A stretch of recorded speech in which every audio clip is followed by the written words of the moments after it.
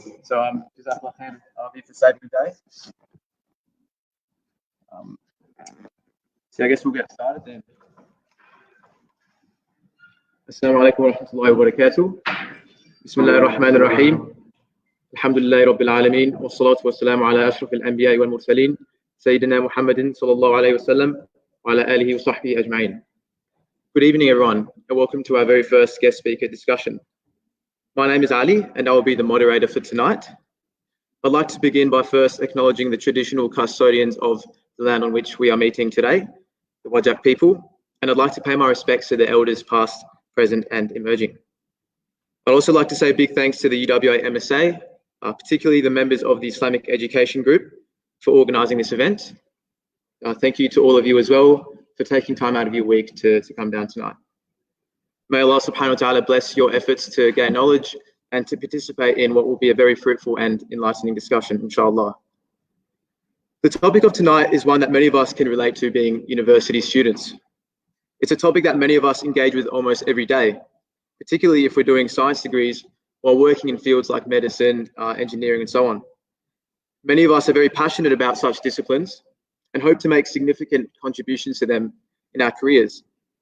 So this is our situation when it comes to our personal lives. What about our spiritual lives? Why is it that the subjects we are immersed in professionally are the same subjects we are terrified to confront spiritually? Is it because we fail to reconcile between revelation, which is a major part of our religion, and modern day science, particularly when it comes to things like the stories of the prophets, the miracles, the unseen, the angels, the jinn, heaven and hell, all of these things that are intangible but are mentioned very often in the Quran? These questions are particularly relevant to university students who often encounter a discourse at university that seems to suggest that religion is obsolete or it has been superseded by science. On a personal level, I remember having an anatomy lecturer who, when introducing the topic of evolution, would literally ask the students to put their hands up if they still believed in God. So it's no surprise then that as Muslims, we often find ourselves adopting two different intellectual personalities. Many of us have convinced ourselves that as students or professionals of science, our academic identity simply cannot coexist with our spiritual identity. But is such a distinction even necessary? A scientist at MIT once said that the only way he was able to deal with this clash was to keep religion in one half of his brain and science in the other. But is this really the solution for us as Muslims, especially Muslims living in an increasingly atheistic, materialistic, and faithless world? Unfortunately, many atheists and even Muslims seem to believe that this is actually the case. They believe that science is so incompatible with religion that to practice both, one must necessarily adopt a form of intellectual schizophrenia. On the other end of the spectrum, we have Muslims that simply refuse to engage with science, particularly topics like evolution that seem to undermine many fundamental beliefs we have about our existence. It's not uncommon that when young Muslims ask their parents or teachers, specifically their religious teachers, they are either laughed at or rebuked or simply asked to stop asking silly questions. But this approach does nothing except reinforce the many false perceptions that non-Muslims have about Islam. Perceptions that hardcore atheists like Richard Dawkins wants the world to have, particularly when he says things like, "I'm against religion because it teaches us to be satisfied with not understanding the world." But is this true of Islam? Allah subhanahu wa ta'ala says in the Quran, أعوذ بالله من الشيطان الرجيم إن في خلق السماوات والأرض واختلاف الليل والنهار لآيات لأولي الألباب. Indeed, in the creation of the heavens and the earth and the alternation of the day and night are signs for people of reason. With so many other verses like these and the emphasis that's placed on the intellect, the rational mind, and on contemplation and reflection, it is clearly not befitting of us as Muslims to simply disregard certain issues like science, even if they are challenging and difficult. This is not the way the Quran teaches us to engage with the world, nor is it the way the giants of Islam approached science in the past, particularly given that clashes between science and revelation aren't unprecedented and have actually been shown to occur numerous times in history. So the aim of tonight's event is ultimately to reverse this oft-espoused atheistic narrative, that to be Muslim or religious is to be naive, to be deluded, irrational, unintellectual, unsophisticated, unacademic, and in the context of tonight's discussion, unscientific. Helping us in this quest is a very special and esteemed Islamic scholar. Tonight, we are graced with the presence of Shaykh Hamza Karamali, who is the founder and director of Basira Education and is someone who has contributed immensely to the education of Muslims all around the world. Shaykh Hamza has developed several curricula that provide Muslims with a deeper and more nuanced understanding of various subjects like philosophy, religion, and most pertinent to our discussion tonight, science. He has spent many years teaching and training Muslims to confront what is perhaps the most prominent threat to Islam in modern times, the new atheist movement. Tonight, we'll be inviting Shaykh Hamza to provide us with an overview of how we as Muslims should approach issues like science. We will then conduct a Q&A session, inshallah, where we tease apart various questions and issues that are frequently encountered by young Muslims, and issues that tend to create significant doubt and confusion about the credibility of revelation, namely the Quran. So without further ado, I'd like to kindly invite Shaykh Hamza to share his perspective on tonight's topic. Welcome, Shaykh Hamza. Thank you, Ali. Thank you for your introduction. Very well put. I mean, the part before you me. That was very, very well put. You put that on very well. And it's an honor to be here. And I wish I was there with you in the room. I could see all of you, meet all of you, talk to all of you, see with you. Have a really nice Australian legacy to the rest of the world, along with kangaroos and other parts of the field. I'd like to essentially I would like to say in this session the beginning of the discussion. So I was introduced as a religious scholar, and I was introduced as somebody who's a very great and distinguished person. So I would like to undo some of that introduction. So I see myself as a seeker of truth, and I am learning every day. And there are many things that I don't know. And there's many things that and many times when I hold a position and I discover that I'm mistaken. And when I do that, I correct my mistake. And that's how I learn. And that's how all of us learn. And I would like that to be the spirit of our session today. I'm somebody who has gone through a path. I've explored various questions. I've explored them with my teachers. And Allah subhanahu wa ta'ala blessed me with teachers who listened to all of my questions. And they never told me that that's a wrong question to ask. They never acted like they were scared.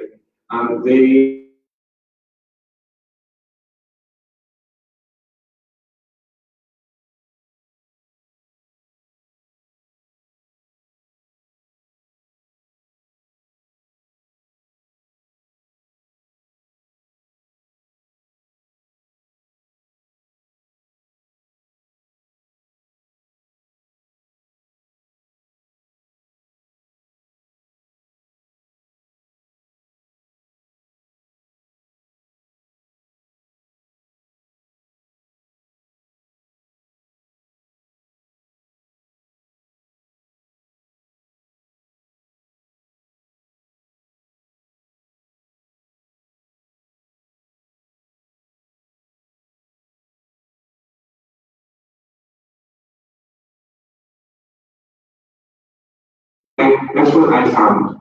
And I'm not distinguished yet. And I like to think that I'm not old. Although with every passing year, that thought becomes a little, it starts to recede. So I still think of myself as a as a young man. But as my children grow older, people start talking to them, things change. So I'm in that kind of middle phase. The thing that I would like to start with is that I would like to be your friend. I would like to be somebody who is is sharing with you some things that I have learned and that I think are true, that I think are supported by evidence. And I would like to hear your questions. And I learn from your questions. And every time somebody asks me a question, I find in tackling the question, answering the question, there's something that I learn. And I think that what I learn is greater than what the questioner learns when they get the answer. So that's the starting point. So I don't want anybody to feel scared of offending me or asking a question that's wrong. I'd rather not have insults, and I'm sure that you want to come with insults. But as long as we are together in the pursuit of truth and evidence-based inquiry, then I think everything will go just fine.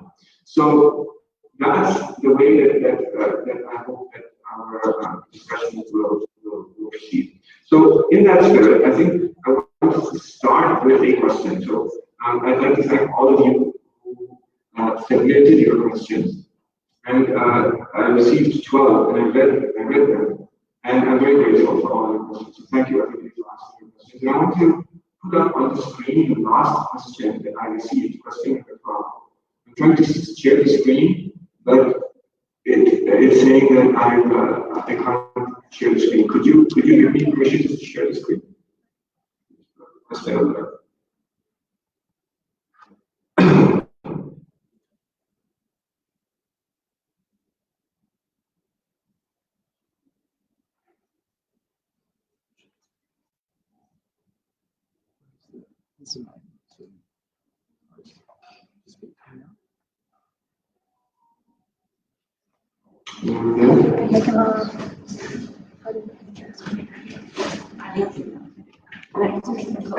Yeah, I can't do that.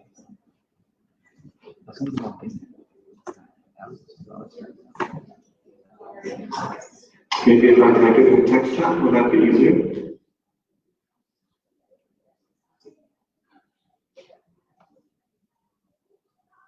Okay, you should be able to share now, Shaykh. Okay. Yeah. Okay. So here we go. So this is a question, and I was thinking about how to structure today's class. Then I read this excellent question, and so we're going to take this question as a point of departure. Now, I'm going to analyze this question, and I'd like to thank the questioner for this question, because he's done me a favor, he's done all of us a favor. And but I'm going to, as I analyze it, I'm going to analyze it rationally and apply certain logical principles, and I hope that it will be an illustration of how a Muslim who's trained in traditional Islamic sciences and understands a little bit about modern science and modern discussions, how they would analyze this. So this analysis comes from a long tradition of logical and rational inquiry.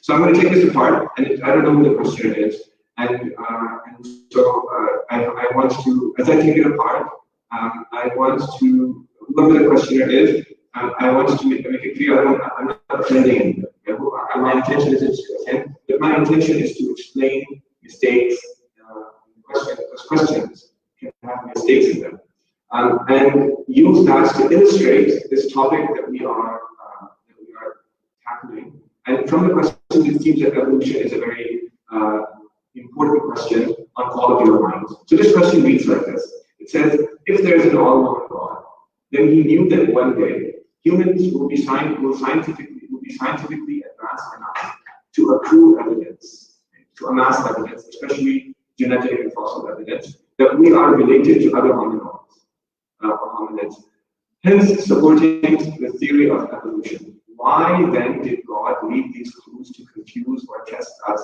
with hard evidence when all religion has to offer is belief in the unknown? So this question, it represents the kinds of questions that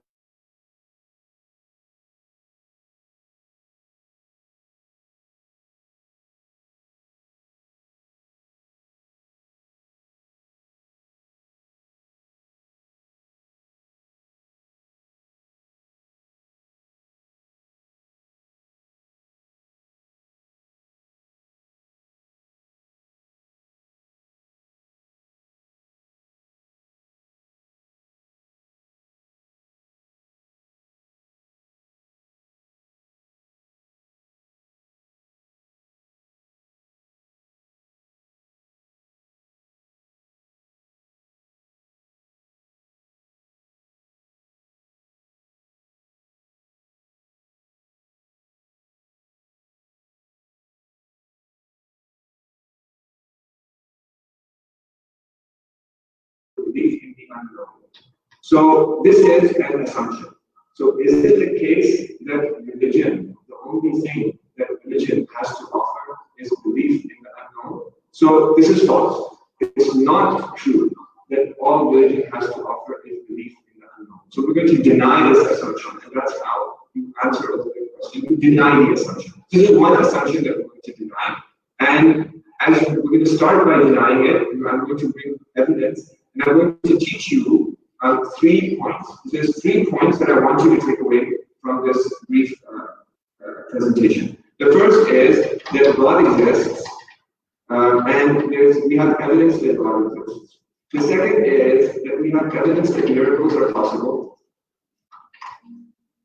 And the third is that we have evidence that the Quranic revelation and also the Sunnah of the Prophet is genuinely from God. Another way of saying this is that the Prophet is a genuine messenger.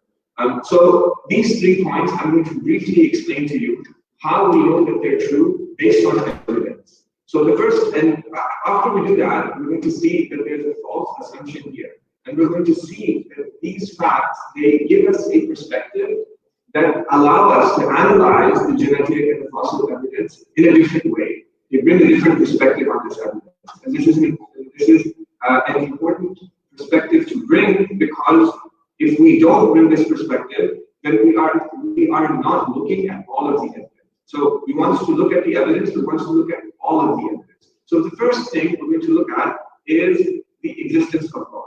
So God exists, this is true, and we know that He exists based on evidence. I'm going to prove to you that God exists. So the classic truth for the existence of God in our tradition is called the argument from contingency. You'll find this argument in the Western philosophical tradition as well, but the way that it exists in our tradition is unique and distinct. So I'm going to describe to you the way that it exists in our tradition. It says that everything in the universe needs something to make it the way that it is. So if I look out the window right now to see the blue sky, I need to see the blue sky. It's cloudy, and it looks like it's going to rain. There's a particular temperature outside, and the wind is blowing in a particular direction. All of these things, they are, when I look at these things, I ask a question. I say, what made the sky blue? What made the wind blow? What made it blow in this direction? Why is it? What made it blow at this speed? What made the clouds float in the sky? What makes the rain come down? And what makes the universe the way that it is? So science has an answer, right? So it will say that the sky is blue because as the sunlight enters our atmosphere, the atmospheric composition diffracts the sunlight in a way that favors the diffraction of blue light, and maybe it reflects certain wavelengths. And approximately, this is why the sky appears to be blue. We'll learn about the clouds, and we will see that the reason why the clouds are there is because the sun shines on the sea, causing evaporation, and water vapor rises, and then it forms clouds. The reason why there is wind is because as the Earth rotates around its axis, the heat of the sun hits different regions of the Earth with different intensities, creating different pressures, creating different temperatures, and this creates different air pressures in different areas, and that results in the movement of air from areas of high pressure to area of low pressure. This is one of the reasons why we have wind. There's many other reasons too. So all of these are scientific explanations. What I've done in a scientific explanation is I have pointed to one thing in the universe and I've explained it using another thing in the universe. And that's the characteristic of a scientific explanation. A scientific explanation explains things in the universe with reference to other things in the universe.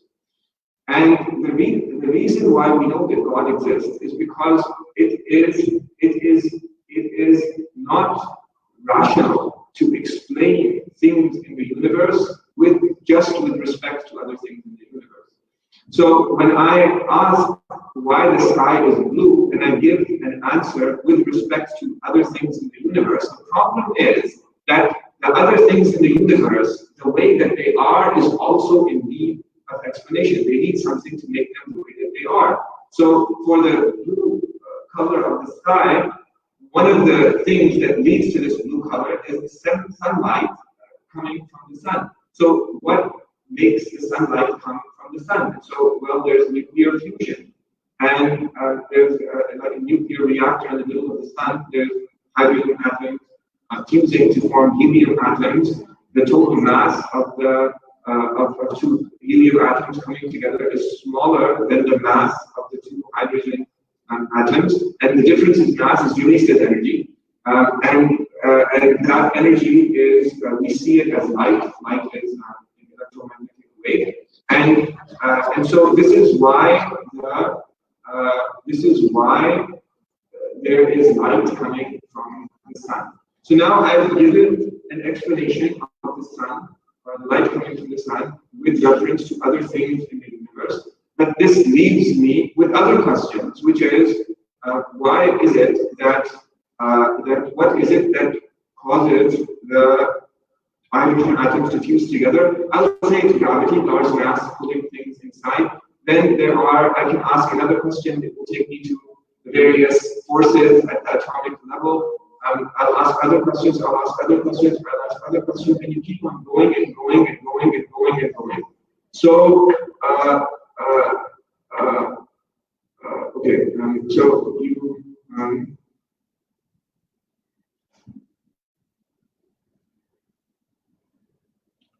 okay, so you keep on going and going and going and going, and you as you're going backwards,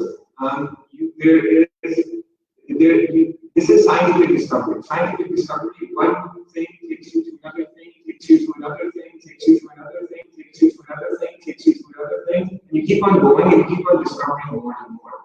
But if you think about it for a second, and you think that you see that when I point to the color of the sky and I say what makes the sky blue,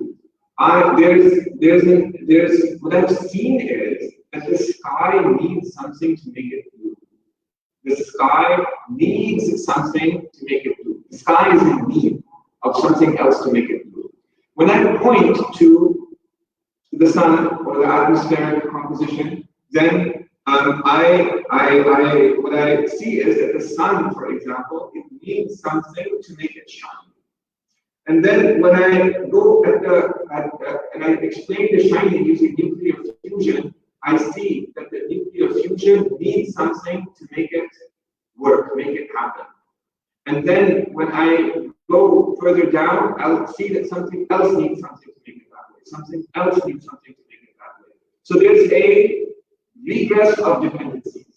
There's a backward movement of dependencies. So it's like somebody standing and they're unable to stand. So they lean back on the person behind them. And so they're dependent. So they need the person behind them. So the blue color of the sky needs the sun. So there's a person leaning back. And then the next person, they lean back on the person. They also are in need. They can't stand on their own. So they lean back on the person behind them, who also cannot stand. So he leans back against the person behind him, who also cannot stand, and so he leans back on the person behind him. And I see this line of people, each person leaning back on the person behind him, and it disappears down past the horizon as far as I can see, and I can't see the end of the line. So what I'm going to conclude from this is that the line has an end. There's an end to the line. And at the end of the line, there's someone who is, or something that is supporting all of these people who are leaving. If it's a person, it's a really strong person. He can support the weight of all of these people. But maybe it's a mountain, maybe it's some other solid thing, but there needs to be something that is standing without needing something else to make it stand. If that thing was not there, then all of these men who are leading would be flat on the ground. The fact that they are not flat on the ground means that there is something that is fulfilling their need. So in the same way, when I look at the universe, I can discern, I can see that there is something, someone, some being that is on whom everything depends, and who himself does not depend on anything, and that is God. This is what we mean by God exists, and we can see the existence of God through the universe. So it's important for us to understand this argument because it tells us the meaning of God. What does God mean? God is not a supernatural being. That's not what we mean by God. That's what many atheists mean by God when they argue against the existence of God. What we mean by God is a necessary being. A necessary being is someone who does not need anything, and it's also someone who is needed by everyone else. This is a Quranic concept. When you say Allahu Samad, Allahu Ahad, Allahu Samad. As-Samad is the one who is needed by everyone, but who he himself does not need anyone. So people from the earliest of times have believed in God. And the reason why they believed in God is that they have seen this argument. It's a very simple argument. So when you look at the sky and you say, who made it blue? And you say, God made it blue. This is a rational statement. It's a true statement. It's a rational statement. People you hear, they'll say that people used to believe in God because they didn't know science. And they didn't know what made the sky blue. But now they know the scientific reasons. So now we can do away with God and explain it using science. But that's not correct, because people have believed in God not because they didn't know science, but because of an argument. And this argument is just as powerful today in the age of science as it was before. We see everything in the universe as being dependent. And that dependency can only be fulfilled by someone who does not have any dependency. And that is what it means for God to be God. When we do sujood, when we prostrate to Allah subhanahu wa ta'ala, then we are expressing our need to God. And we are saying that I am in need, God, you don't need anything. And this is my, and what am I doing when I'm doing sujood? I'm expressing this argument. This argument is everywhere in the Quran. Ali, when he began, he cited a verse in the creations of the heavens and the earth, signs. It's referring, this is what it's saying. It's actually not the argument by design, which would be another topic. I would love to explain that to you, but I want to stay on point. So this is the argument, and so this is how we know that God exists. So the existence of God is a rational fact. It's a conclusion that we can come to, and it's an evidence-based fact. So God is not a fairy tale. God is a fact. And here's an argument, and it's a strong argument, and I would love to hear your questions on this argument and objection and everything, and or to understand, that's great. Okay, so this is how we know that God exists. So God exists is a fact. Now this immediately it tells us that this assumption that all religion has to offer is belief in the unknown is false, right? So belief in the unknown, God is not an unknown, God is a known. He's an evidence-based conclusion. So, and I would actually like to use religion because I'm not defending any religion apart from Islam. So what I'm arguing is that Islam is distinct. New atheists will say that there's nothing distinct about Islam, except perhaps its capacity to make the world a miserable place. So we would dispute this fact that Islam makes the world a miserable place. Again, that's a topic for another time. And we would dispute the fact that it's not distinct. It is distinct, and it's distinct in a positive way, not in a negative way. And the positive way in which it's distinctive is that it is an evidence-based religion. It's not blind-based, and it's for people who seek truth. And that's how we began today's class, today's lecture. That I'm a seeker of truth, inshallah, all of you are seekers of truth, and we're here to learn from each other and have a conversation, and that's the spirit of true religious inquiry. Somebody who is, I've found from experience that people, scholars who are really learned, they are humble and they enjoy a question, they enjoy being a challenge because they learn and students learn, and that's how learning takes place.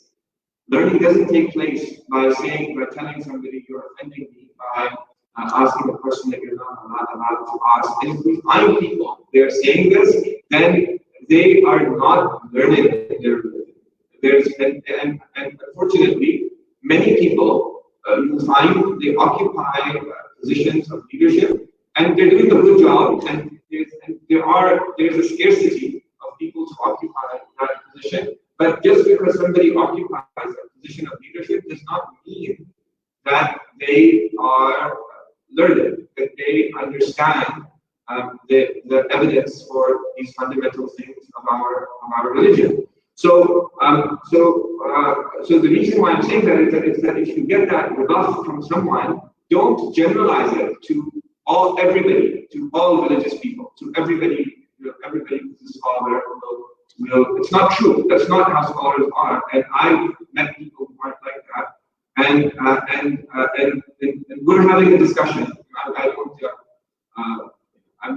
don't see myself as a scholar, but I see myself as somebody who has learned from scholars, and I'm trying to share that with all of you. So God exists. Okay, so this is the first thing it's evidence-based.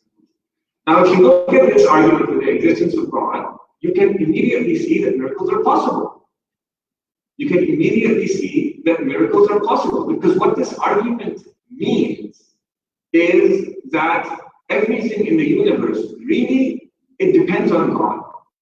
So really, when the rain falls, it is God who is creating the rain and making it fall. And the fact that rain falls when certain atmospheric conditions exist, when there's clouds in the sky, when the sun has shone on the sea and led to this evaporation, all of these things, these are patterns. These are patterns in the direct creation of God. So what science reveals to us is patterns in the creation of God. And this is something we benefit from, we can use to our benefit, but I want you to see that the argument for the existence of God it completely changes the way that we look at science. Science means something very different. So if we go back to this question, it says so there are, why did God leave these tools to test us? There's a number of assumptions there that I'll unpack. But there is an unspoken assumption over here. Okay? There's an unspoken assumption of something called materialism. So the part of science, the part of modern science that we as Muslims, and not as Muslims, when I say Muslim, I don't mean a person who takes a holy book and bangs other people on the head with it. But I mean, to me, a Muslim is a truth seeker, somebody who uses their mind. That's what it means for me to be a Muslim. And I think everybody, that's what it should mean for all of us to be Muslims. So a Muslim who is a truth seeker, uses his mind, this person who sees things as they really are, he will look at science, and he will look at science differently than a non-Muslim will look at science. A non-Muslim, because he is not rational. So because he's not rational, he will do science on the assumption that this thing in the world did this to this, and this thing did this, and this thing did this, and the only thing that exists are things in the world, material things in the world. Nothing else exists. You find this in standard textbooks, high school textbooks, you learn about the universe, you study cosmology, they'll say, what's the definition of the universe? They'll say the universe is everything that exists. That's false. The universe is not everything that exists. The universe points to the existence of someone who's not the universe, who's not like the universe, someone on whom the dependent universe depends, and that's God. And the existence of God is a rational conclusion. So when I come to the conclusion that everything in the universe is dependent on God, then what I come to look at the universe in a different way. And this perspective is described in the Quran. This is why Allah subhanahu wa ta'ala, He tells us that He is the one who, this is why we say after we eat our food, we say, Alhamdulillah alladhi at'amana wa saqana wa ja'alana min al-muslimin. This is why we say after we eat our food, we praise God and we thank God for giving us foods to eat and drink, something to drink, and making us Muslims. This is why when we go to the bathroom, we remember, we thank Allah subhanahu wa ta'ala for benefiting us from the food that we ate and removing the harmful things from us. We see God as the one who is acting in the universe. And these associations between cause and effect are patterns of divine action. This is the way that God normally runs the universe. And we can detect those patterns, and we can benefit from those patterns. And science allows us to benefit from those patterns, and that's a great thing. But they are patterns, and because they are patterns, and because everything depends on God, those patterns can be broken. And when they are broken, we call this a miracle. And miracles have happened. Miracles have happened, and miracles happened to the Prophet Musa alayhi salam when he threw down the staff, it became a snake. And Allah subhanahu wa ta'ala parted the sea for him, whether or not it's the Red Sea, it's a point of dispute. Although in popular narratives that's what they say, but it may not be the case. It's another discussion. The Prophet sallallahu alaihi, Jesus was a man, he was not God. And the miracles that Allah subhanahu wa ta'ala manifested at his hand, like raising the dead back to life, healing the sick, all of these are miracles, and they're true and they happen. And when miracles happen, then this is divine confirmation that this person is a messenger from God. So messengers from God are people who God sends us to give us knowledge, to tell us things. Our mind is a huge blessing from Allah subhanahu wa ta'ala. With our mind, we can discern things about the universe. We can understand things about the universe. We can discern the existence of God. But there are things that we cannot discern with our mind. So after I die, what happens? What happens after I die? Will I go to dust and become nothing? Or will I be resurrected? Or will I be reincarnated into another kind of animal? What will happen after I die? Science can't tell you that. All science can say is that after you die, your body disintegrates. But are you your body? You're not your body. You're more than your body. You are your soul. So what happens to your soul? We'll find out when we die. And actually we know before dying, because that's the point of revelation. But somebody who doesn't have any revelation will find out when they die. And when they're dead, they can't come back and tell people who are alive. So scientific knowledge about this is actually not possible.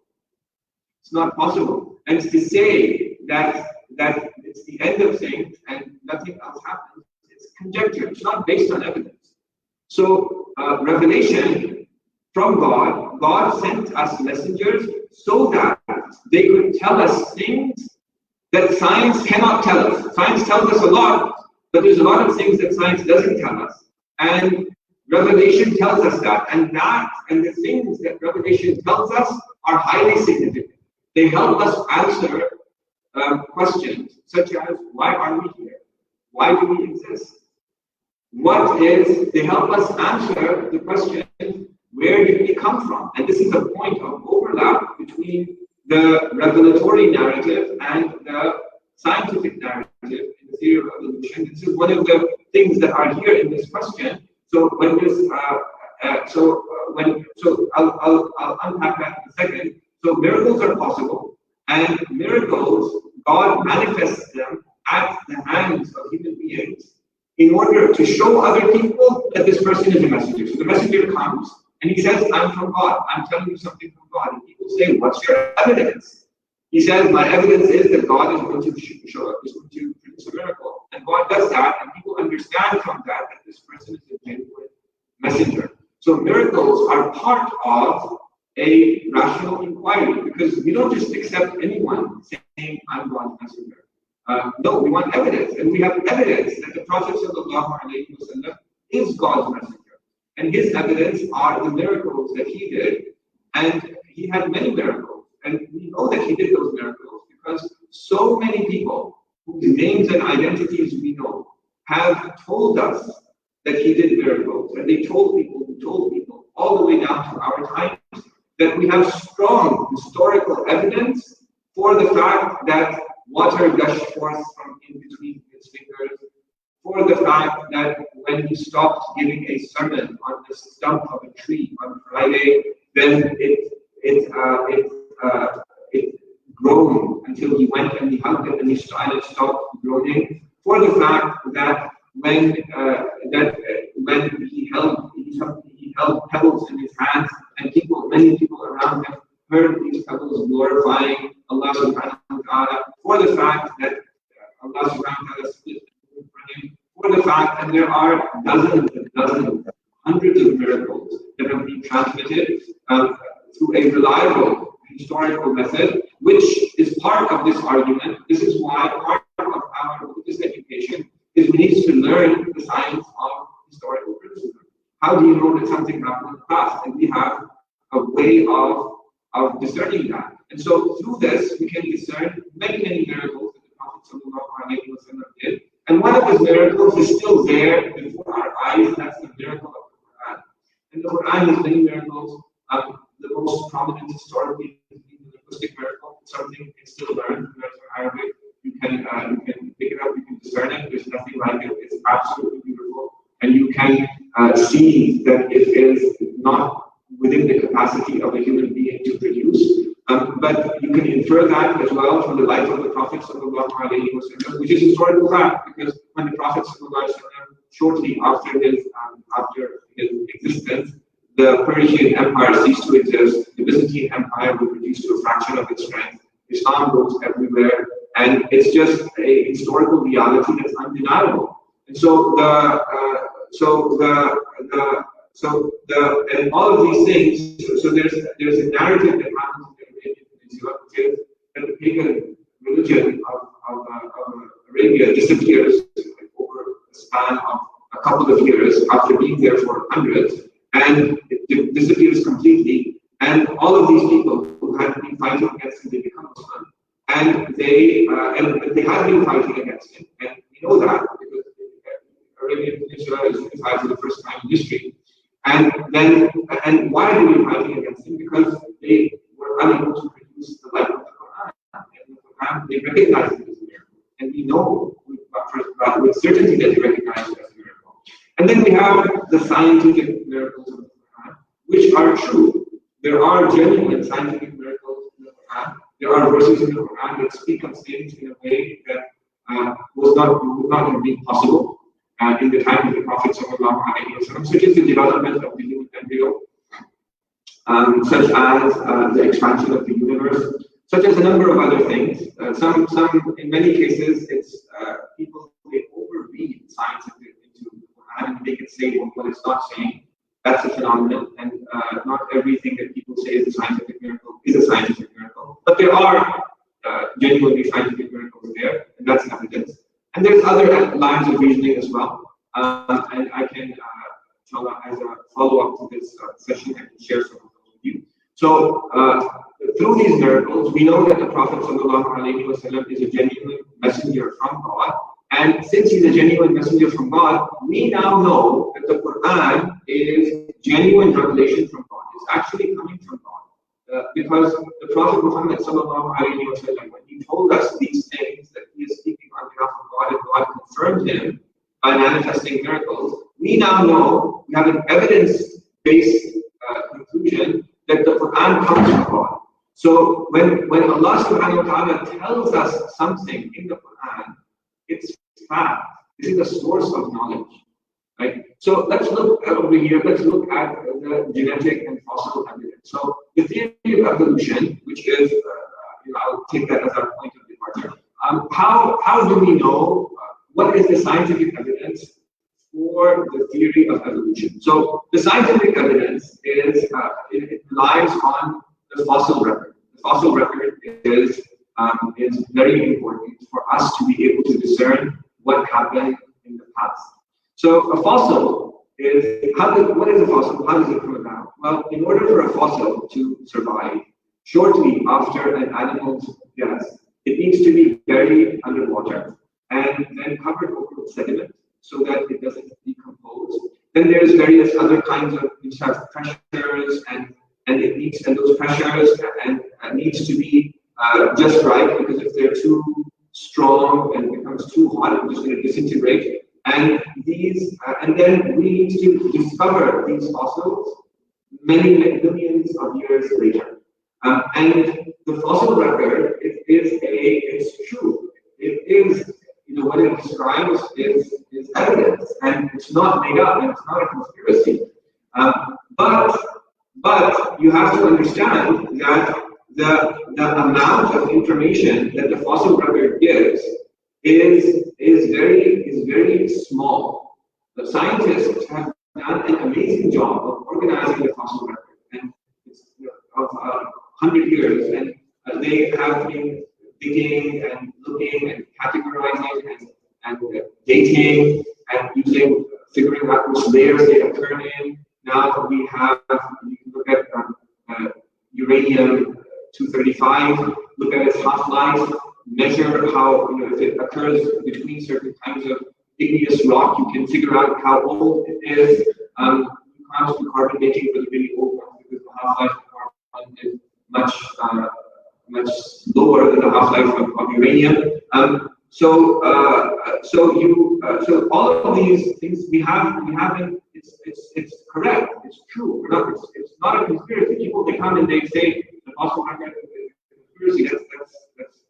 That's nonsense. It's not true. But the amount of information that the fossil record gives us is minuscule, because the vast majority of fossils are actually sea creatures. Because in order for a fossil to be preserved, it needs to be covered by water, and for that to happen for land animals, it's not, and for us to then, and all of the conditions to be there, and for us to then discover it and analyze it, you only find a tiny speck. So you find something here, something here, something here, and then you fill in the dots, right? So there is for example, there is a humanoid called the Denisovans. And how do we analyze the DNA? But where do we get the DNA of the Denisovan from?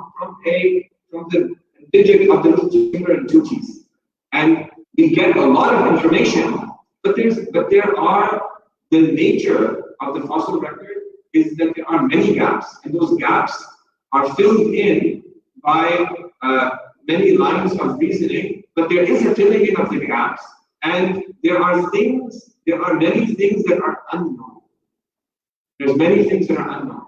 So when we have, so if Allah subhanahu wa ta'ala, the one who created us, and we know He created us, and He tells us, and we know He's telling us, this is not something, religion doesn't just offer belief in the unknown. Religion, i.e. Islam, it gives you evidence-based information. And so when Allah subhanahu wa ta'ala, He tells us something in the Quran, this is something that we need to factor in, right? So what we need to do is, we need to take all of the fossil evidence, and we need to put in there the fact that miracles are possible. We need to put in there that God exists. We need to put in there that God has told us things about the origin of human beings, and we interpret the fossil record in light of all of the information. So when someone interprets the fossil record in light of the fact that God does not exist, that the universe is the only thing that exists, that God, existence of God is like a fairy tale, that all revelation is made up, and they look at all of the points, then the conclusions that they come to are reasonable conclusions. They are reasonable conclusions. So, but when you insert other points of information there that they're not looking at, and when they don't look at those points of information, they are being irrational. They are being biased. They're not looking at all of the points. Then when we put that in, it could give us a different picture. And so this is a as I said, I'm still a student. I'm still learning, and every time I do this, I learn more, and I hope to learn from your questions. But there are some things that it seems to me that we can infer. So, for example, Allah Subhanahu wa Taala, He tells us that in the Quran that Adam, the first human being, was created directly by God without any ancestor. So Sayyidina Adam, and that he lived in paradise, and he was sent down to earth in human form. So, and we are descendants of Sayyidina Adam. So I know this is true. I know this is true because God, He created me, He created Adam, and this is far stronger. The evidence that I gain from this is far stronger than finding a tooth and analyzing its DNA and then filling in all of these gaps and coming. This is strong evidence. So the tooth and the digit of the finger, this is evidence. I need to analyze the DNA and use that information, but I interpret it in light of all of the evidence. So if Allah Subhanahu wa Taala Himself tells me that He created Adam and He created him the way that he is, but I don't know when Sayyidina Adam was sent down. It's prehistoric. Prehistoric means it's before the age of writing. It's more than 5,000, 6,000 years ago. And so it's not from the age of history. We don't know. Allah Subhanahu wa Taala does not specify a date. So Homo sapiens, they've been around according to the fossils that we've found, and this date can change, but they say they've been around 250,000 years ago. And so Sayyidina Adam, could he have come 250,000 years ago as Homo sapiens? He could have. And this is a place where we are now putting the scientific evidence together with the religious evidence that we have. Now, if a scientist says that every single creature has to be descended from some other creature, otherwise it's unscientific, otherwise it's just popping into existence, and things don't pop into existence. It's unscientific for things to just pop into existence. Well, look at the Big Bang, and they've discovered the Big Bang, and the universe now has an age. What does that mean? It means the universe popped into existence, right? This is now scientific fact, and they don't deal with the consequences.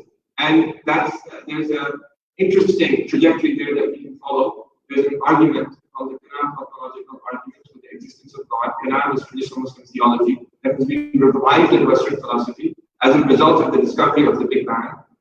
That's something for another session. But things do pop into existence like that. Quantum physics, they look at the quantum level, things just pop into existence, right? And so on their own terms, it happens that things pop into existence. But what they don't realize is that it's Allah Subhanahu wa Taala is the one who's creating everything, and miracles are possible. And so what's wrong with something popping into existence? What's wrong with Allah Subhanahu wa Taala? What's illogical? What's irrational about Allah Subhanahu wa Taala creating a human being in human form and placing him into the world at a particular point in history? What's wrong with that?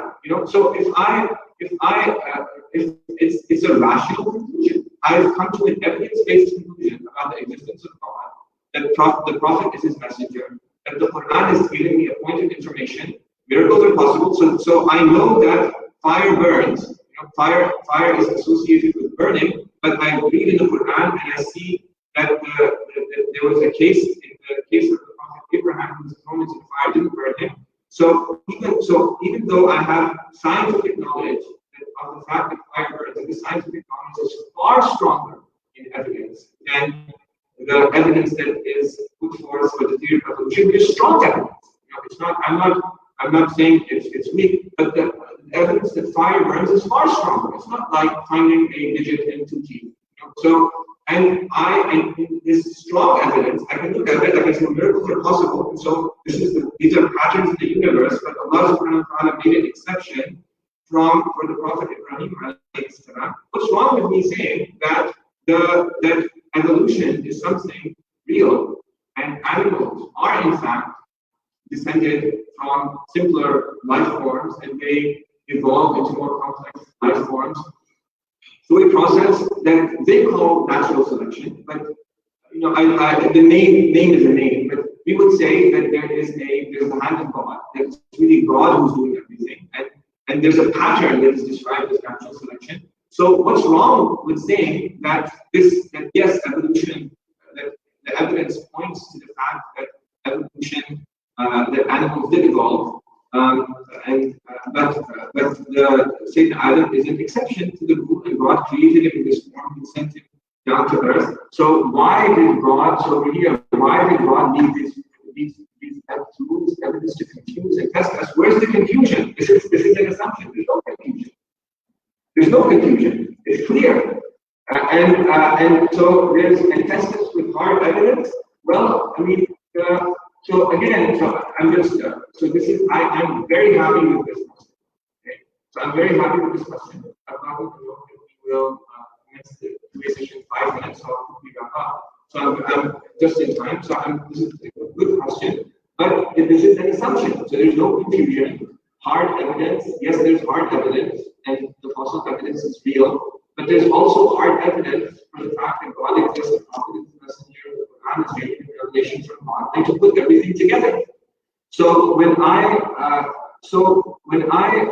now go back to the beginning and I start the question, so this part of it we've now dealt with. We start from the beginning, and it says now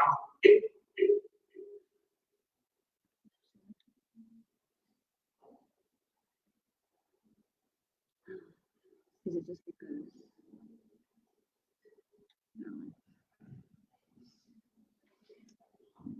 No. To accrue, to amass evidence, to gather evidence, especially genetic and fossil evidence. I didn't explain the genetic aspect of it, but it's not in the question. That we are related to other hominoids. So, are we related to other hominoids? I just explained that there is a similarity there's an anatomic similarity in the anatomy, in the bone, in the fact that we stand upright or cranial size. But does that necessarily mean that we came from them? It doesn't. It doesn't necessarily mean that we came from them. Does it mean that they're not human? It doesn't. Could they be human? Maybe they are human. What does it mean to be human? This is a problem. So when a scientist looks at all of these species, and so now we know they say that they think that Neanderthals, we have Neanderthal genes, we have genes from other there's relationships. Why can't they all be human? You know, maybe they're just humans that look a little bit different. Brain science, well, you know, maybe what is it that makes us human? The thing that makes us human, and I'll conclude with this, is the thing that makes us human is the soul. It's the human soul. And the defining characteristic of the human soul is its ability to infer the existence of God, the purpose of our existence, and to worship Allah subhanahu wa Allah to have a spiritual relationship with Him. This is what makes somebody human. And so now, so one of the person from chimpanzee, so if our DNA is 99%, 96%, it's the same as a chimpanzee. And so we look at it and say, oh, I'm a chimpanzee, or I have a common ancestor with a chimpanzee, and we're basically the same, 99% DNA similarity, 96% DNA similarity. Is that really true? Is that really true? Just look at it. Is it really true that we are 99% similar to a chimpanzee? I don't think so. There is something about the human being that is not related to the DNA, that's not related to the skeletal structure, that makes us human. This aspect of humanity is not found in the fossil record. So when somebody examines the fossil record, they are examining it with an assumption of what it means to be human. If I examine it with a different understanding of what it means to be human, then I think what I see is that human beings, they have an aspect from whose perspective they are part of the animal world, but they have another aspect which has no analog. And that aspect is the soul, and the soul is it's related to the mind. And it's interesting that we're classifying by scientists as Homo sapiens. What does sapiens mean? It means to think. It means to think.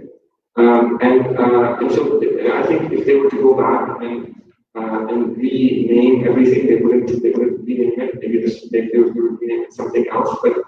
But it's that there's something unique about that. And the purpose of our thinking, and this is the last thing I'll say, the purpose of our thinking is to come to these conclusions about the meaning of our existence and why we're here. The purpose of our thinking is not to build a rocket, go to the moon, or make an iPhone, or definitely not to make a nuclear bomb and to kill people on a scale that they have never been killed before in the last 100 years. And that killing has not, by the way, not been done by us. It's being done by people who don't believe in God. And that raises additional questions. So I'll stop here, and I'd love to kind of take your questions and hear from you.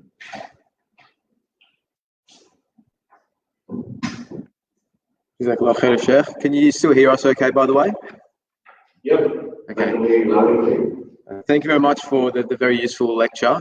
I think covering those points and concepts was absolutely essential to the discussion, especially because obviously we know that some of the arguments that we hear from atheists, about the Quran and about the existence of things like the unseen realm, they obviously don't understand it the way that we understand it as Muslims. So it's important to sort of correct those assumptions and get to the actual sort of crux of the problem, which is that they don't believe in a God that exists. So obviously, how are we going to use things like the Quran to explain the way we understand the world if they don't actually recognize the Quran as being a divine text? So I think that was really, really useful. Jazakallah khair, Shaykh.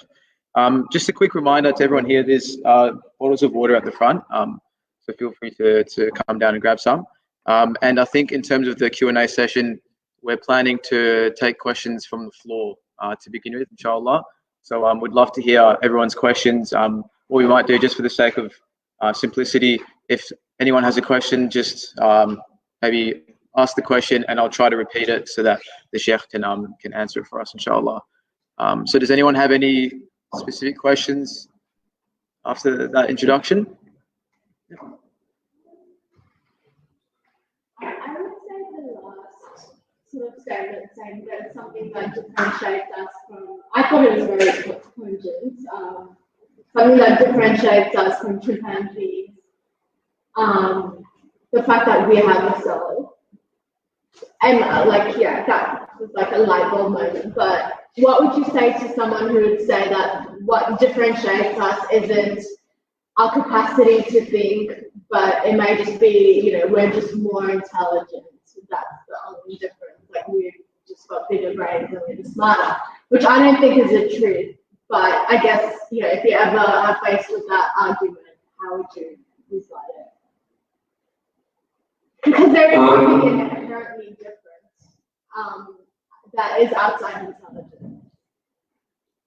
Okay, good. So let me repeat the question. So the question is, how do we respond to somebody who says that the only difference between us and chimpanzees is that we are more intelligent? So if I didn't get the question right, just kind of answer. But the way that so as I said that this is the answer that I would propose. What I would propose is, first of all, I would say that what does it mean to be intelligent? So what does intelligence mean? So intelligence, according to what I gathered from the standard scientific evolutionary narrative, is the ability to manipulate things in the world, and so they'll say that this kind of thing, this kind of tools, this thing is this, and so now what are we? We can make a space shuttle. We can send a satellite into the far reaches of space. We can peer back into the beginning of all of existence. So there is an increase in intelligence. So we began with making tools. We began as being cavemen or cavewomen who didn't wear very many clothes, and you see these depictions, and they're all naked, and they're kind of like this, like like kind of ape-like depictions. And now we're so intelligent, and we can wear a suit, we can wear a tie, and we can go to the moon. So this is an understanding of intelligence. So is the only difference between us and chimpanzees intelligence in this meaning? Well, so it is a difference. So it is a difference. So yes, we are different in that we have intelligence in this meaning, but but we are also different in another way. So this intelligence that we have, the purpose of this intelligence is not to manipulate things in the world. So if you were to go back, so let's compare to our narrative. So in our narrative, the first human being, Sayyidina Adam alayhi salam, he was more intelligent than you and I and every single person on the face of this planet, including Einstein, who's now in his grave. Allah subhanahu wa ta'ala taught him the names of all things. What does it mean for him to know the names of all things? It means he understands what a tree is. He understands the properties of a tree. He understands the properties of the sun. He had vast knowledge. Sayyidina Adam, so the first human being had vast knowledge. And in Jannah, he covered his aura. They were ashamed when they ate of the tree. They wore clothes. So we didn't walk around, posing to everybody. But it's part of our humanity to wear clothes. And so what do I imagine? So if I imagine the first man, I imagine somebody who I look up to who was more intelligent than I was. He knew all of these things. Now all of these properties, that knowledge was exclusive to Sayyidina Adam. It didn't pass on all of it to his descendants. Maybe some of it did, maybe it got forgotten. But there was an aspect of his intelligence that remained, and it was transmitted. And that intelligence is our ability to look at the world and understand why we're here and where we're going. So if I change the meaning of the word intelligence and I say, what does intelligence mean? An intelligent person. The Prophet said,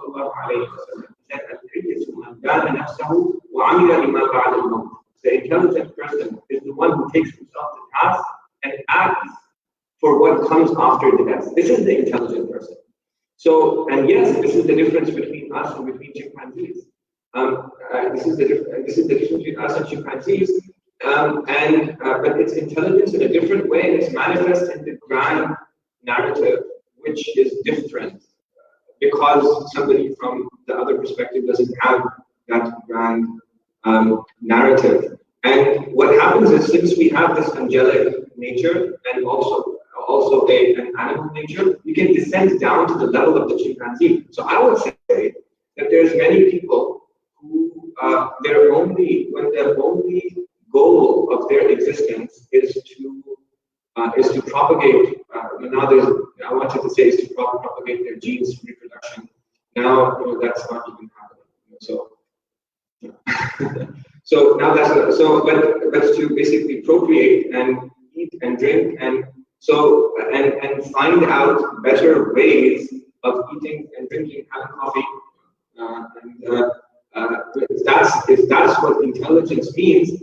Well, I think that in that case there might not be that much of a difference between that person and a chimpanzee.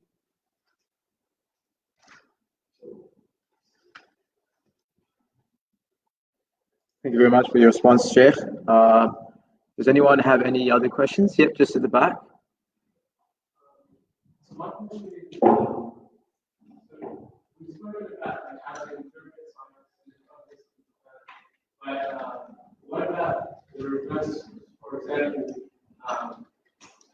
there have been many scholars that have called the center of the universe, or along those lines, certain beliefs that we know, and they justify these beliefs. Some are using like lessons, but now, of course, with scientific knowledge, we are able to interpret the Quran in the context of the knowledge that we have now, with what present previously. So when and how and what is the role of using science to interpret the divine voices that we have? So what do you think the role of science in that aspect? Were you able to hear the question? I'll quickly summarize the question. It's a very good question. So basically, in history, Muslims have used science to come to understand various verses in the Quran, and so the concept of geocentrism was understood as being consistent with the Quran, that the Earth is the center of the universal solar system. So, fast forward a few centuries now, it's also plausible to interpret the Quran as meaning that the sun is the center of the solar system, so the heliocentric model. So the question essentially was, how do we approach the concept of using science to understand the Quran? Is that even a valid approach? Like, what's the role of science in that regard? So Allah subhanahu wa ta'ala in the Quran, He describes the universe. So He speaks about the sun and the moon and the wind and the rain and the developing features and other things in the Quran. And sometimes He goes into a great deal of detail that and when Allah subhanahu wa ta'ala describes reality, then He's describing reality.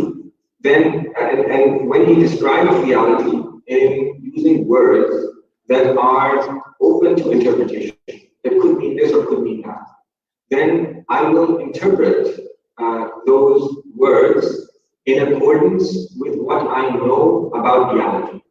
So if I believe that the sun goes around the earth, geocentrism, then when I read the Quran and it's describing the motions of the celestial bodies, I will impose my understanding of the universe onto my interpretation of these verses. And if I believe that it's the earth that goes around the sun, which is the way that things are, then I will impose that understanding onto my interpretation of what's being said.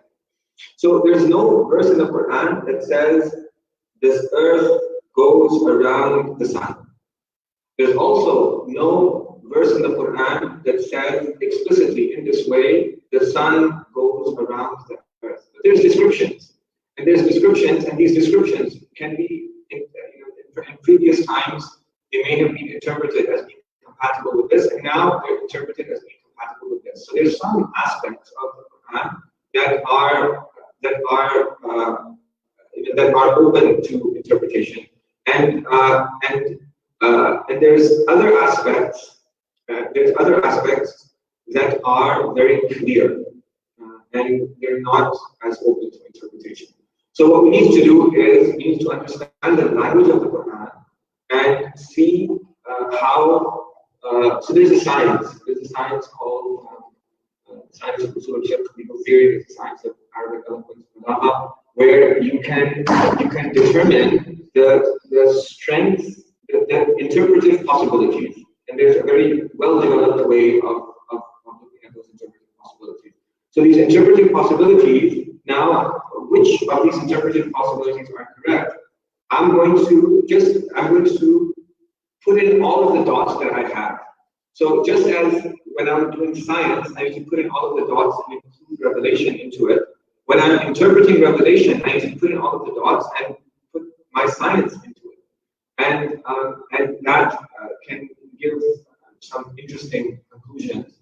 And so some of these verses will be interpreted differently, and some of these verses in our times we've seen something that's miraculous. So just as an example, I think that the famous verses about the embryonic development of the Quran are extremely relevant because the detail with which Allah subhanahu wa ta'ala describes the development of the embryo is basically saying, if you read that, it's basically saying that I'm the one who made it, I know exactly how it's made. You can see that in the Quran. And that detail is there in other places, so that when we see its correspondence to modern scientific discoveries, it looks like it was there to be discovered by us in this time. And before people accepted it, but they didn't understand the details of it. I hope that answers the question. Thank you very much. So we're taking a couple more questions from everyone, inshallah. And then there's a list of questions that we've prepared in advance as well that we'll be exploring. So does anyone else have any questions? Ideally on the topic of science, but more broadly, revelation and things like that.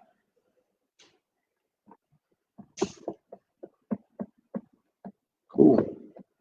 All right. So in that case, and feel free to ask questions later on as well if you can think of anything. Just moving on to the list that we prepared, Shaykh. So I think Osama might have sent you a couple of the questions. Yeah. So just specifically here, question 3, I think we'll start with. So just for everyone's benefit, the question reads, how do we understand the verse in which Allah subhanahu wa ta'ala says, قُلْ سِيرُوا فِي الْأَرْضِ فَانْظُرُوا كَيْفَ بَدَأَ الْخَلْقِ. So go and seek out knowledge. I'm guessing this is a rough translation. I don't have the English here, but go and see how Allah started creation. I'm not sure. Maybe you can correct me, Shaykh, if that's not very accurate.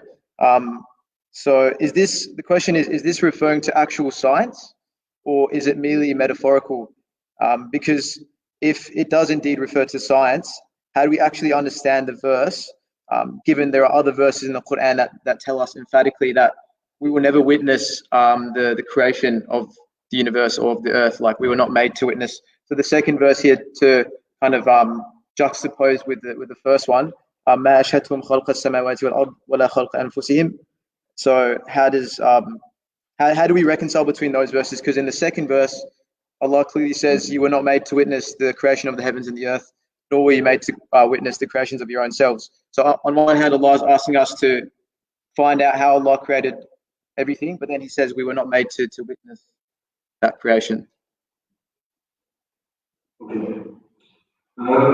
So when we are interpreting the verses of the Quran, we always need to go back to see what the scholars of the Tafsir have said about the Quran. And so there is a conscious take in English translation and about observing the universe and say that it's science to science. So this verse that أُرْسِلُوا فِي الْأَرْضِ فَانْظُرُوا كَيْفَ بَدَأَ الْخَلْقَ ثُمَّ اللَّهُ يُنشِئُ النَّشْأَةَ الْآخِرَةَ إِنَّ اللَّهَ عَلَىٰ كُلِّ شَيْءٍ قَدِيرٌ. So I didn't actually prepare an answer to this, but I opened up the tafsir.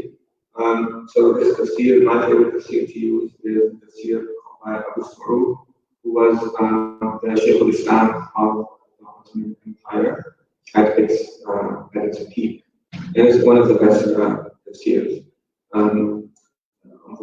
Not well heard of. So I just opened it up. Just give me a moment.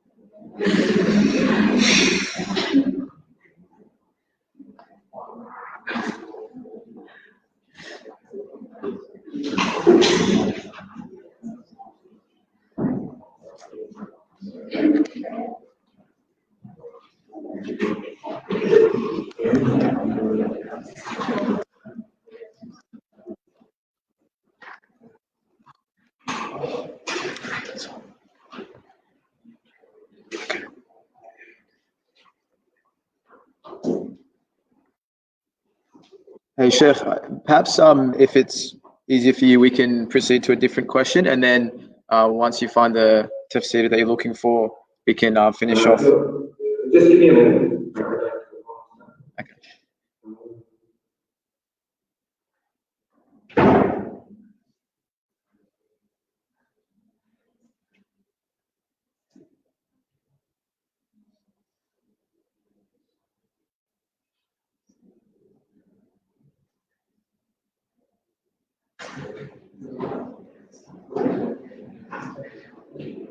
Okay, so let me just so there is a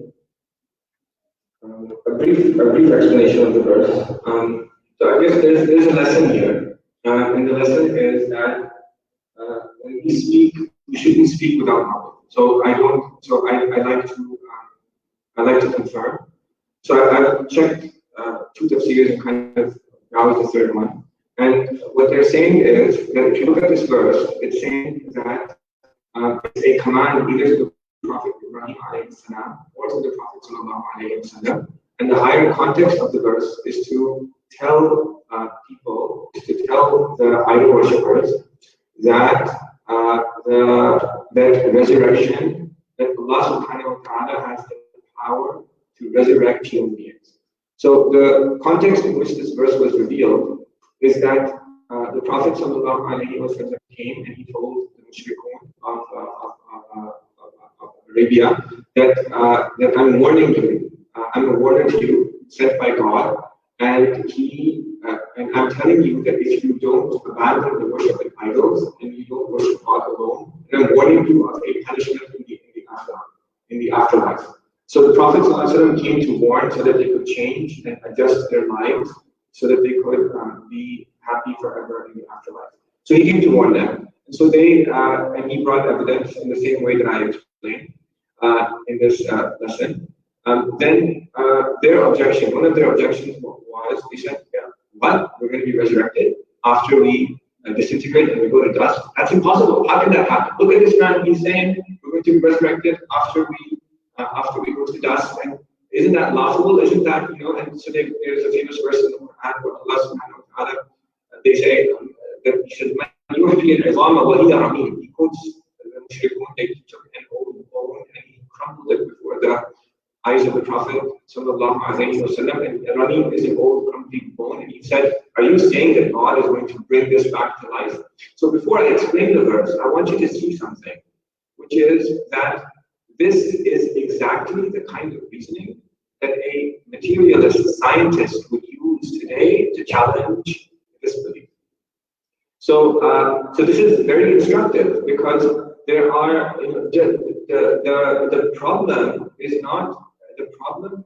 The scientific discoveries and our ability to go to the moon and send satellites into space haven't changed the basic argument. So the basic argument is the same, whether it's a pre-scientific polytheist or a modern scientific atheist. So what's the answer to this? This verse is answering that question. So it's saying, look, travel in the earth, and see how Allah subhanahu wa ta'ala. So this is not saying, according to the classical mufassirun, it's not talking about the Big Bang, but it's talking about the different kinds of human beings that exist. So there's some that are black, some that are white, some that are brown, some that are tall, some that are short, some that have straight hair, some that have curly hair, some that are male, some that are female, some that are. There are all of these characteristics. And when you see all of these characteristics, all of the different ways in which Allah subhanahu wa ta'ala has created human beings, then you see that this is a sign of Allah subhanahu wa ta'ala's power. So this is a view of the world that we have when we look at science from the perspective of the arguments that are presented in this lecture. When I look around, I see, so this is when I see the variety of animals, and I look at the fossil record, and I look at the millions of species that exist now and even more than have existed in the past, what do I see this as? I see this as Allah subhanahu wa ta'ala saying, I can do this, and I can do this, and I can do this, and I can do this, and I can do this, and I can do this, and I can do this, and I can do this, because I'm looking at this reality through the lens of somebody who can come to a rational conclusion that it's God that's doing everything. It means something very different. It becomes an expression of the power of God.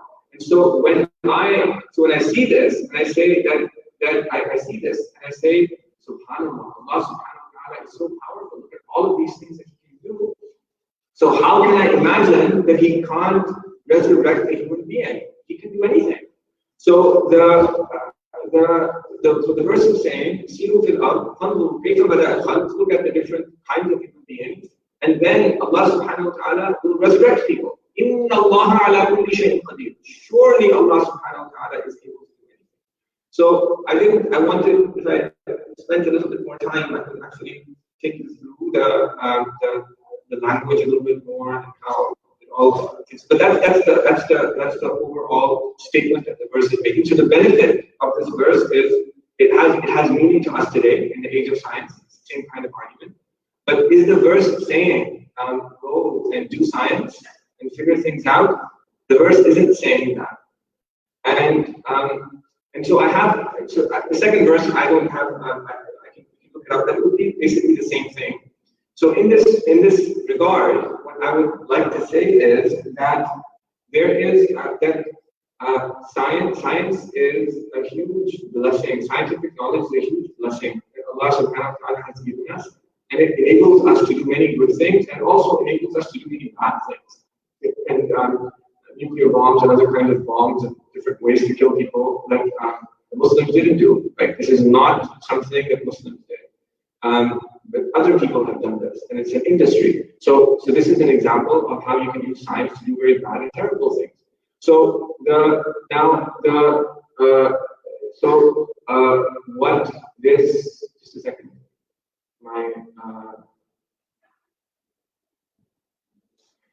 so what this means is that, what I'm trying to say is that there's Allah subhanahu wa ta'ala in the Quran, He doesn't tell us do science. That's not what He tells us. But what He tells us is prepare for the afterlife. So this is important because science is a valuable tool.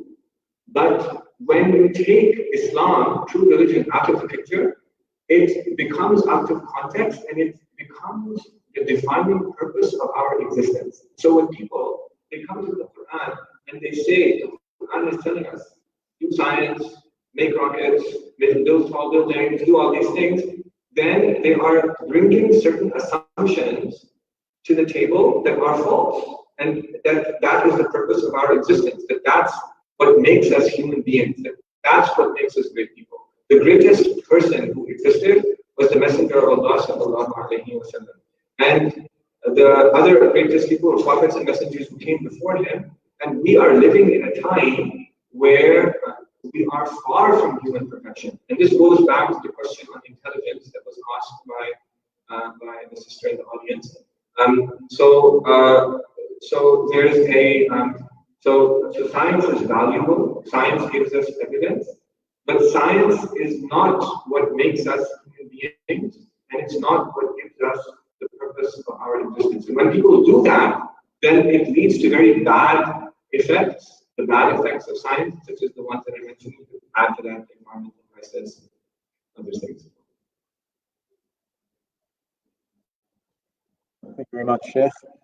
I guess at this point we have a couple more questions on the list, but since we only have about 15 minutes to go, I was just hoping to get some more participation from the attendees. So yeah, I'd love to hear. Yeah. I'd love to hear. So, in particular, does everybody understand the argument for the existence of God?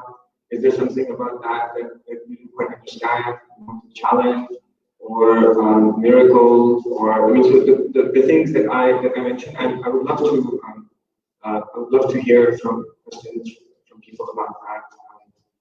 Also, other things as well, but I didn't come to kind of impose something by this authority. I want to learn from you. So please ask. Right. Yep.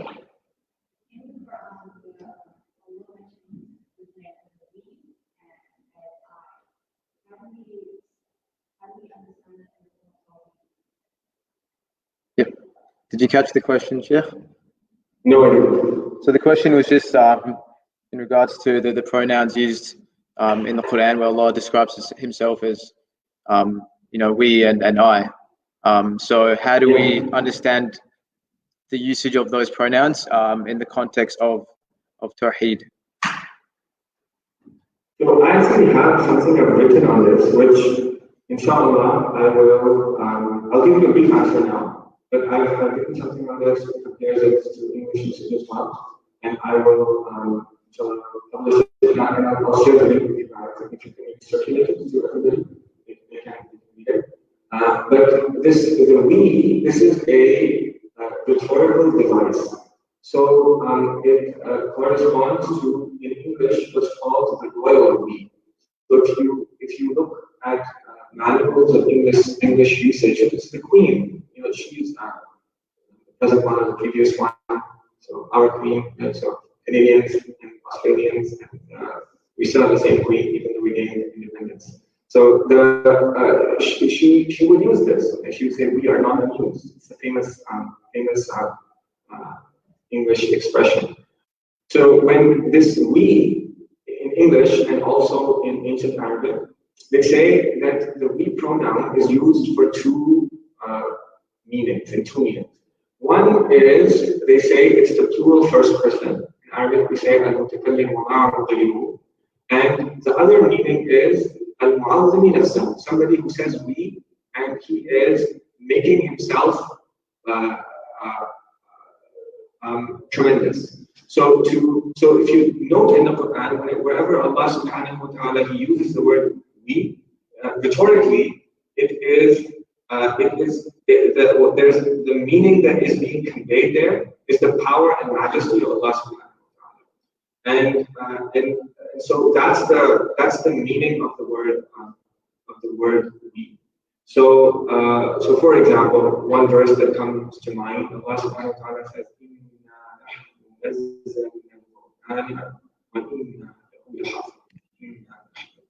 so Allah subhanahu wa ta'ala says, "Inna nahnu." So this verse is describing the preservation of the Quran. Allah subhanahu wa ta'ala says, "Verily, we are the ones who have sent down the Quran, and we will preserve it." So so this is describing the power and majesty of the one who revealed the Quran and how it will be preserved in an amazing manner that has never happened with any book before. And if you study the way that the Quran is preserved, it's really amazing.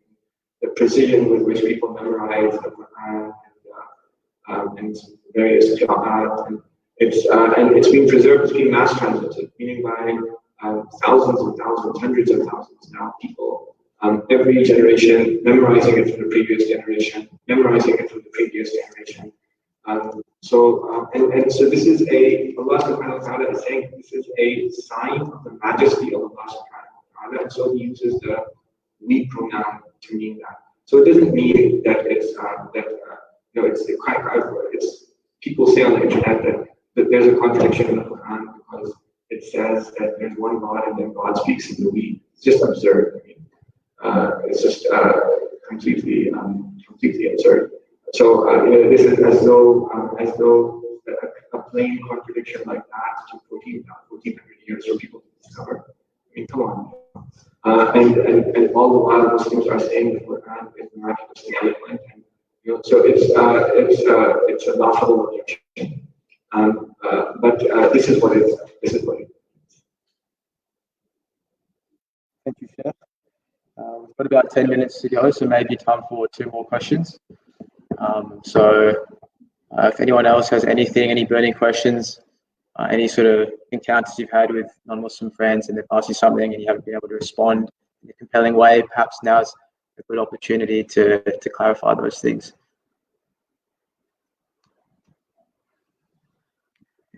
So you guys have absolutely no issues with science now. Perfectly reconcilable with Islam.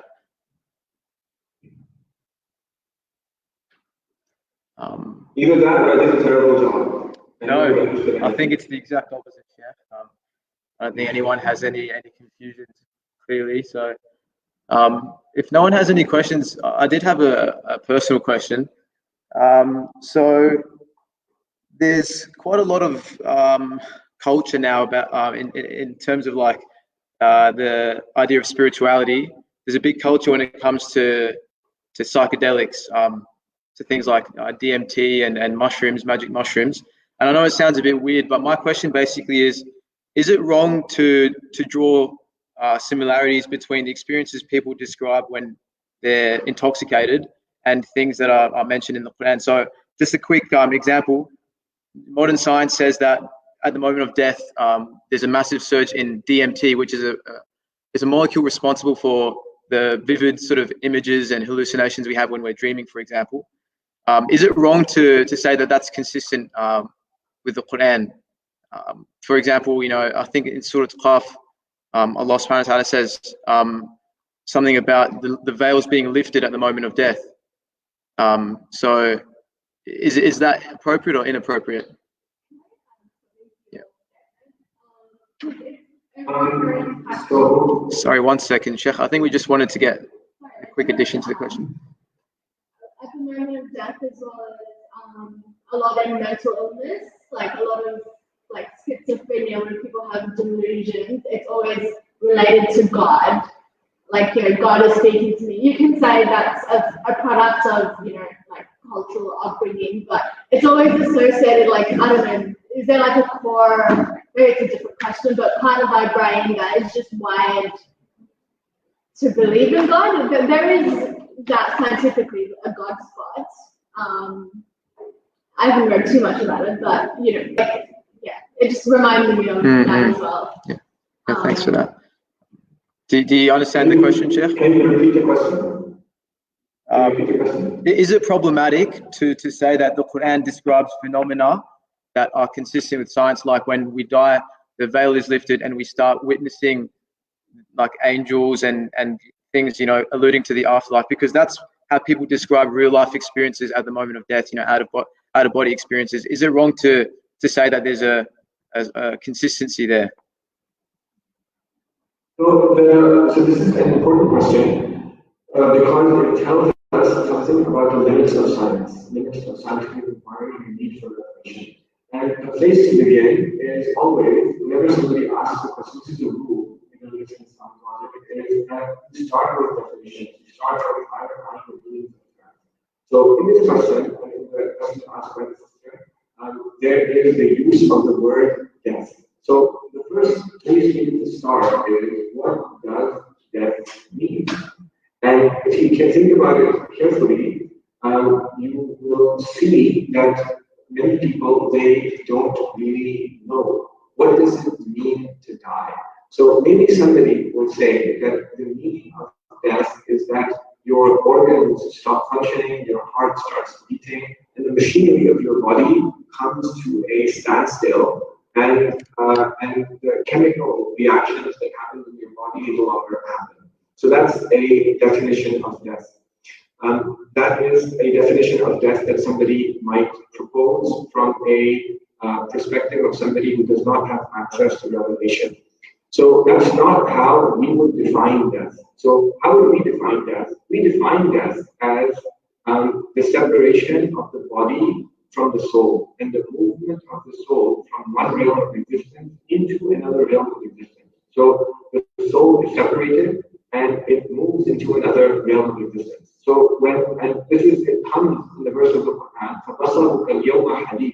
now you see things very, very clearly, the verse of Surah Qaf that Ali was referring to. So what we gain from this is that the Quran is telling us that we are conscious, we remain conscious. Our consciousness is there before we die, our consciousness is there as we are dying, and our consciousness persists into another world after we die. And when we do that, then veils are lifted and we see things that we didn't otherwise see before. When scientists, they talk about death, that's not what they're talking about, right? So they're talking about death in the meaning of the stopping of the bodily functions and the beginning of the disintegration of the body. And to them, death is the end of everything. So I think that there is, from the outset, there's a mixture of terms, and so in order to answer this question very clearly, we would have to first be clear about what we mean by death. That's one thing. The other thing is that I think there's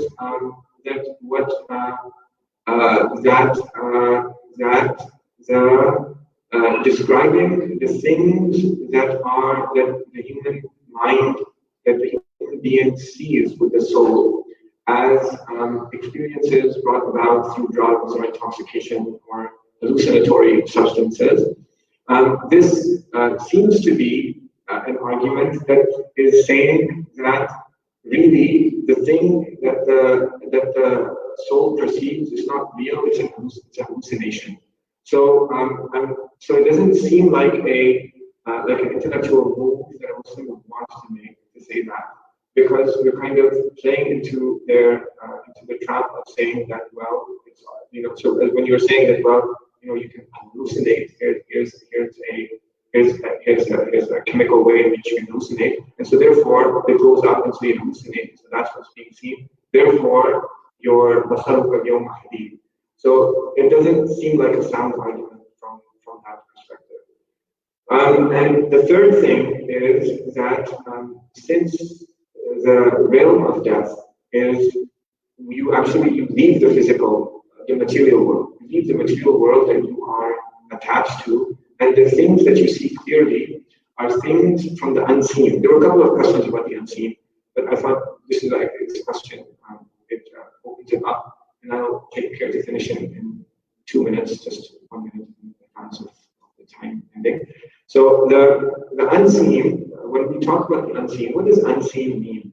Unseen means things that we cannot see, conclusions that we cannot come to, but unseen through experimentation. So if observation and inference from observation does not lead you to any conclusions about the unseen.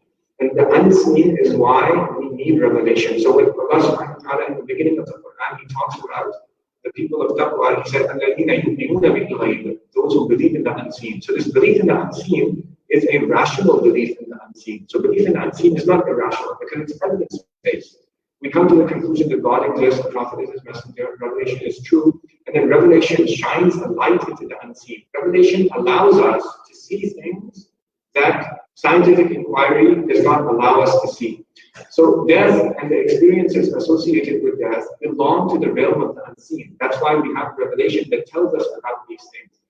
So so I think that to try to explain the unseen using scientific observations, it goes against the message that the Quran is trying to convey, which is that there is another means of reasoning. So I don't think that this would be an avenue that we would go down. Yeah, Jazakallah khair. I think that made perfect sense. I think sometimes, like when Muslims are on the defensive, they try to say that, look, these beliefs aren't so far-fetched because we actually see them happening, in reality and things like that. So that's probably where it comes from. I've seen a lot of debates, where people bring that up. But I really like the way you approach that. At this point, I think we are just about done with the event. So I think we're like 1 minute away from the end of the event. So on behalf of everyone here, on behalf of the MSA, everyone at UWA as well, who appreciates these kinds of discussions, we want to say a massive thank you, Shaykh.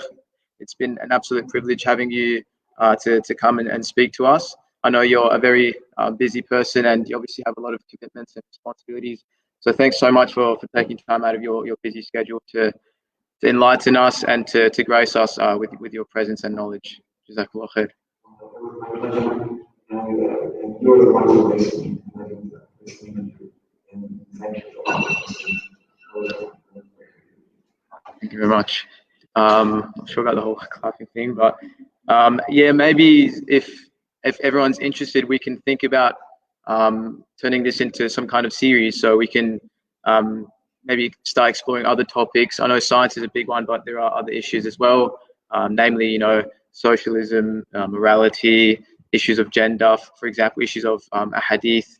So I think if you're happy, Sheikh, and if you have the capacity, perhaps we can think about making this a more regular thing, inshallah. I think that would be an absolute privilege to all of us. Inshallah. All right. Thank you very much, and I wish you all the best with everything. And inshallah, we'll have you to come speak to us again soon, inshallah. Assalamu alaikum.